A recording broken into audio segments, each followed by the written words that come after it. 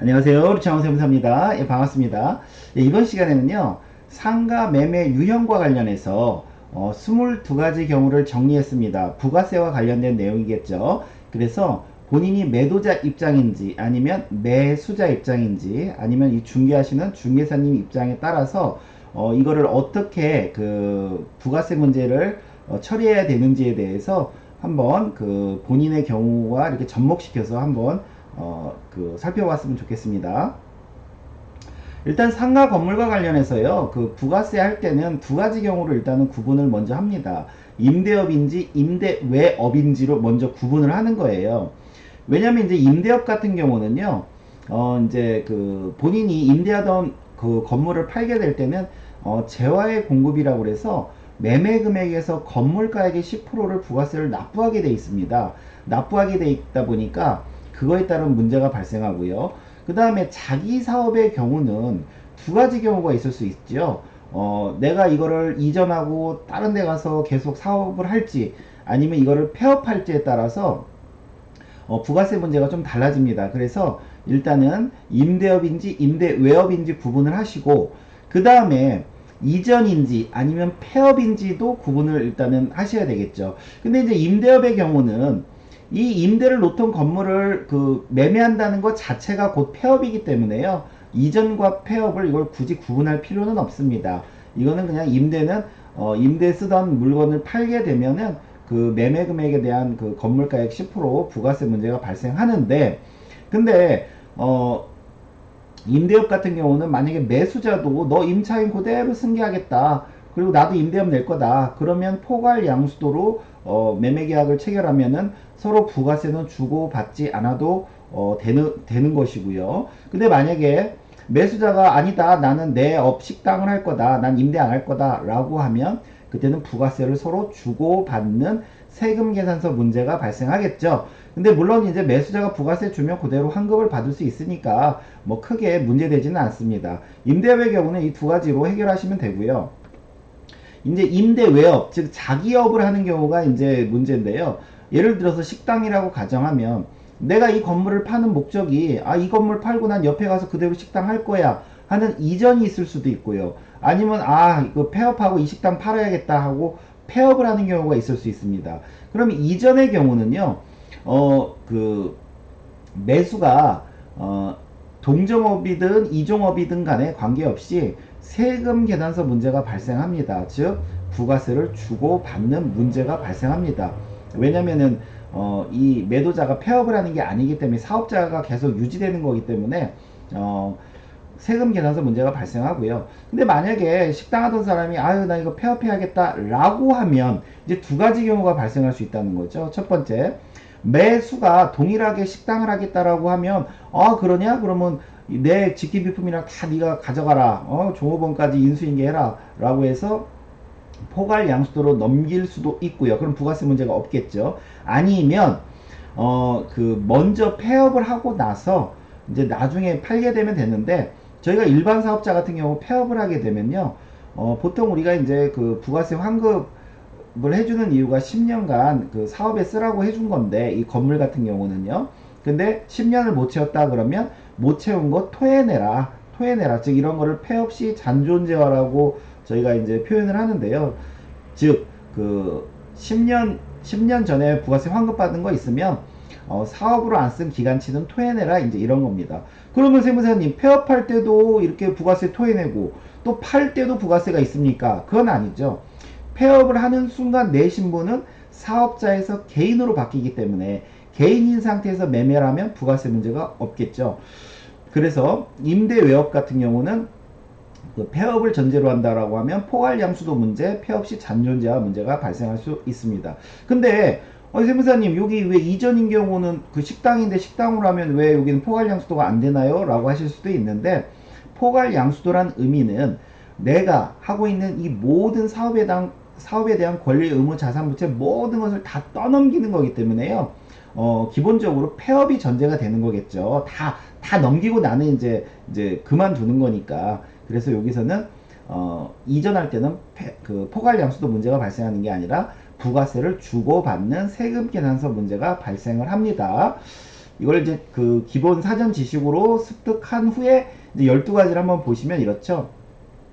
매도자가 임대업인데 일반과세자예요. 매수자도 그 임차인 승계하는 일반과세자 임대업입니다. 그러면 이건 좋죠. 포괄, 양도, 양수 거래로 부가세 서로 주고받지 않으면 되고요. 당연히 매도자는 폐업하셔야 되고요. 그 다음에 매도자 임대인데 매수자 식당을 하겠대요. 그러면 업이 틀리기 때문에 그때는 부가세를 서로 주고받는 세금 계산서 거래를 하시면 되겠죠. 매도자 당연히 임대업은 폐업이겠고요. 근데 이제 세 번째는 매도는 임대업인데 매수도 임대를 하겠대요. 근데 간이로 할 예정이라고 합니다. 그러면 이제 좀 이때는 골치 아파지죠. 왜? 포괄 양수도 너 임대냐 나도 임대 이렇게 해서 포괄 양수도로 만약에 하게 되면 매수자가 일단 간이과세자를 못 내는 문제가 발생하고요. 못 내다 보니까 아유 그럼 안 되겠구나 해서 매도자가 매수자한테 부가세 받고 세금 계산서 발행해 줘도 매수는 환급이 안 됩니다. 환급이 안 되기 때문에 이 거래는 사실은 그 실무에서는요 이게 좀 이루어지기가 좀 어렵습니다. 왜? 서로가 이해관계가 상충되기 때문에요. 케이스 3번도 마찬가지죠. 임대업 하는 일반과세자인데 식당을 하겠대요. 간이과세자로. 이런 경우도 거래가 잘 안 됩니다. 포괄량수는 당연히 안 되고 그 부가세를 주고받는 거래를 해야 되는데 이런 경우는 그 부가세 매수자가 좁아야 어때요? 매수자가 좁아야 환급이 안 되기 때문에 3, 4번의 경우는 매도자가 자기 돈으로 부가세를 납부해야 할 그런 상황인 겁니다. 3, 4번은. 그러다 보니까 매도자가 자기가 손해 안 보려면 거래가 잘 안 되겠죠. 그 다음에 5, 6, 7, 8번은 이제 자기업을 하는 사람입니다. 식당이라고 예를 들어서 가정을 할게요. 식당인데 매수도 그 식당을 하겠대요. 마침. 근데 중요한 건 매도가 이전이냐 폐업이냐에 따라서 틀려지겠죠. 폐업인 경우는 너도 식당이냐 그래서 포괄 양수도로 거래하시면 부가세 문제가 없고요. 만약에 이전이면은 세금 계산서 거래를 하라고 그랬죠. 예, 이건 포괄 양수도가 안 되고 매도자가 식당을 다른 데 가서 계속 할 거면 세금 계산서 거래를 하시면 될 것이고요. 근데 매수자가 이제 그 다른 업을 한대요. 매도는 식당인데 매수는 뭐 미용실을 한대요. 이럴 때는요. 그 세금 계산서 이전일 경우는 세금 계산서 거래를 하면 되는데 이 매도자가 폐업일 경우는요. 그냥 그 선폐업 먼저 폐업을 하고 나서 개인 신분으로 넘기는 게 더 낫습니다. 그게 좀 부가세를 좀 덜 내는 형태가 나와요. 그래서 폐업 시 잔존제하로 처리하는 게 낫고요.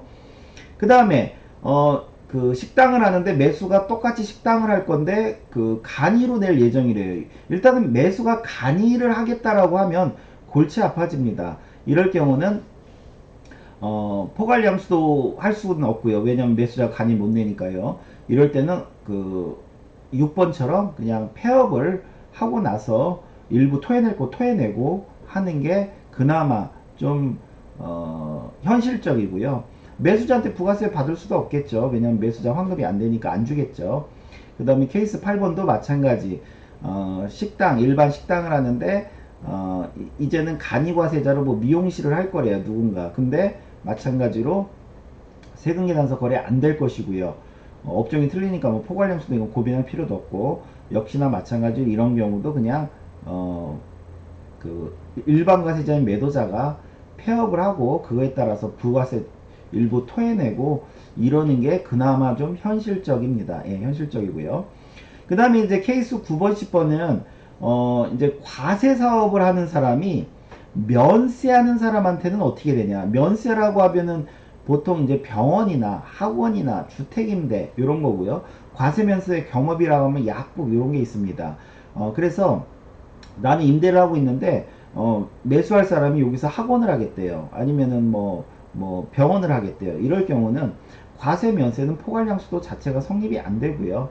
그 다음에 세금 계산서 거래를 하면 좋긴 한데 이쪽에서는 환급이 안 되거든요. 면세들은 환급이 안 됩니다. 그러다 보니까 역시나 부가세를 잘 안 주려고 합니다.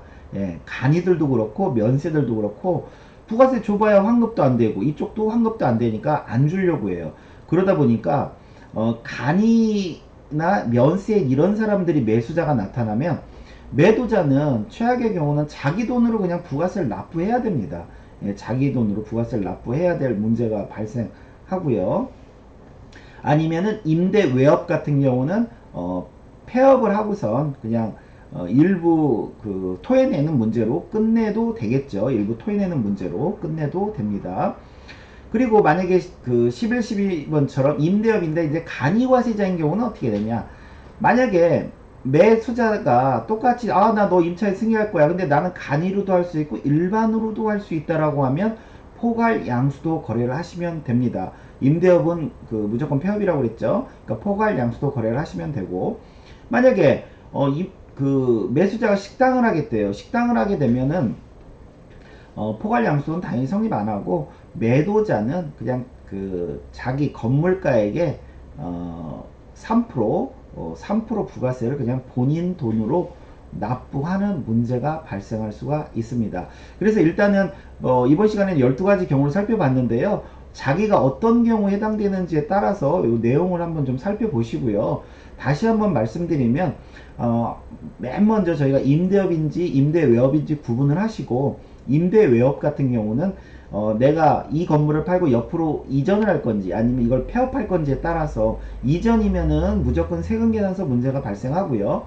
그 다음에 폐업이면은 업종이 동일하면 포괄양수도로 하면 되고 업종이 틀리다 그러면 부가세를 내는 것보다 그냥 폐업하고 먼저 폐업해서 일부 토해내는 게 좀 싸게 먹힙니다. 부가세가. 그래서 폐업 시 잔존재화로 처리하는 게 낫고요. 임대업의 경우는 포괄 양수도 또는 세금계산서 문제로 처리를 하시면 될 걸로 보입니다. 오늘 수업은 여기까지 하겠습니다. 감사합니다.